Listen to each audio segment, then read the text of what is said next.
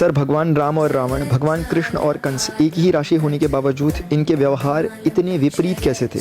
क्या ये ज्योतिष शास्त्र का एक्सेप्शन है? बेटे, पुराणों में एक कथा है जो संकेत रूप में कुछ समझाने का प्रयास करती है। एक बार एक राजा ने एक सभा बुलाई और इसी प्रकार का प्रश्न किया जैसा आपने मुझसे कभी किया। राजा बोले, मेरी जन्म पत्रिका में मेरे राजा बनने का योग था, सो मैं राजा बन गया। लेकिन उसी घड़ी और मुहूर्त में अन्य जातकों का जन्म भी तो हुआ होगा, लेकिन वे राजा न बन सके। इसका कारण क्या है? राजा के इस प्रश्न पर सभी निरुत्तर हो गए। तभी अचानक एक वृद्ध खड़े हुए और बोले, महाराज, आपके इस प्रश्न का उत्तर सुदूर जंगल में रहने वाले एक महात्मा ही दे सकते हैं। अब राजा घने जंगलों को पार करते हुए उन महात्मा के पास पहुंचे और देखते हैं कि महात्मा आग की ढेरी के पास बैठकर गरम गरम अंगारे खाने में व्यस्त हैं। राजा के प्रश्न को सुनने के बाद वे महात्मा बोले, तुम्हारे प्रश्नों का उत्तर दूर पहाड़ियों के बीच में रहने वाला वह महात्मा दे सकता है। राजा की जिज्ञासा अब और बढ़ चुकी थी। दुर्गम रास्तों को पार करते हुए वे दूर पहाड़ियों में उस महात्मा के पास भी पहुंचे, लेकिन वहां पहुंचते ही राजा हतप्रभ हो गए, क्योंकि दृश्य कुछ ऐसा ही था। महात्मा अपना ही मांस चिमटे से नोच नोच कर खा रहे थे। और प्रश्न पूछे जाने के बाद ये महात्मा भी बोले, अभी मैं भूख से बेचैन हूँ और मेरे पास तुम्हारे प्रश्न का उत्तर देने का समय नहीं। आगे आदिवासी गांव में एक बच्चे का जन्म होने वाला है, वह कुछ क्षणों तक जीवित रहेगा और वही तुम्हारे प्रश्नों का उत्तर दे सकता है। राजा बेचैन हुआ और सोचने लगा, बड़ी अजीब पहेली बन गया मेरा प्रश्न। अब राजा की उत्सुकता बहुत प्रबल हो चुकी थी। बीहड़ों को पार करता हुआ वह उस आदिवासी गांव तक पहुंचा और दंपति को सारी बात कह सुनाई। जैसे ही उस बच्चे का जन्म हुआ, दंपति ने क्षण न गवाते हुए अपने बच्चे को राजा के समक्ष रख दिया। राजा को देखते ही वह बालक आश्चर्यजनक रूप से मुस्कुराया और बोला, हे राजन, मेरे पास भी समय नहीं, लेकिन जाने से पहले मैं तुम्हारे प्रश्न का उत्तर देकर जाऊंगा। तुम, मैं और वो दो महात्मा 7 जन्मों पहले राजकुमार भाई एक बार शिकार खेलते खेलते हम जंगल में भटक गए और 3 दिन तक भूख और प्यास से तड़पते रहे। अचानक हमें आटे की एक पोटली मिली, उससे हमने 4 बाटियां सेकी। हम खाने बैठे ही थे कि भूख प्यास से व्याकुल एक महात्मा हमारे समक्ष आकर खड़े हो गए। आग खाने वाले उन भैया से उन महात्मा ने कहा, बेटा, मैं 10 दिन से भूखा हूँ, मुझे भी कुछ खाने को दे दो, मुझ पर दया करो जिससे मेरा जीवन भी बच पाए। सुन नहीं था और भैया भड़क उठे और बोले, यदि बाटी मैं तुम्हें दे दूंगा तो मैं क्या खाऊंगा, आग। फिर वे महात्मा मांस खाने वाले भैया के पास पहुंचे और उनसे बोले, मुझ पर दया करो, मेरे जीवन को बचा लो। इतना सुनते ही भैया बोले, बड़ी मुश्किल से प्राप्त इन बाटियों को यदि मैं तुम्हें दे दूंगा तो मैं क्या खाऊंगा, मांस। वह बच्चा बोला, भूख से लाचार वह महात्मा मेरे पास भी पहुंचे राजा, मुझसे भी उन्होंने बाटी मांगी, किंतु मैं भी भूख के आवेश में अपना विवेक खो चुका था और मैंने भी उन्हें बोला, चलो आगे बढ़ो, क्या मैं भूखा मरूं? और अंतिम आशा लिए हुए उन महात्मा ने तुम्हारे आगे भी याचना करी, लेकिन तुमने खुशी से आदर सहित अपनी आधी बाटी उनको दे दी। बाटी पाकर महात्मा प्रसन्न हो गए और बोले, तुम चारों का भविष्य तुम्हारे कर्मों और व्यवहार के आधार पर फलित होगा। बालक ने कहा, इस प्रकार उस घटना के आधार पर हम चारों अपने कर्मों के आधार पर अपना फल भोग रहे हैं राजन। और यह कहकर उस बालक ने राजा के हाथों में ही प्राण त्याग दिए। धरती पर एक ही समय में कई प्रकार के फल और फूल खिलते हैं, किंतु सबके रूप, आकार, प्रकार, गंध, स्वाद भिन्न भिन्न होते हैं। तब राजा को भी अनुभव हुआ कि शास्त्र भी 3 प्रकार के, ज्योतिष शास्त्र, कर्तव्य शास्त्र और व्यवहार शास्त्र। सभी जातक अपना किया, दिया और लिया ही पाते हैं, यही है जीवन। यदि गलत पासवर्ड से एक छोटा सा मोबाइल नहीं खुल पाता तो गलत कर्मों के आधार पर कैसे अच्छे परिणामों की उम्मीद की जा सकती है? इसीलिए केवल ग्रह नक्षत्रों की चाल ही आपके भविष्य का निर्माण नहीं करती, बल्कि कर्मों के गणित का भी अपना एक अलग हिसाब है।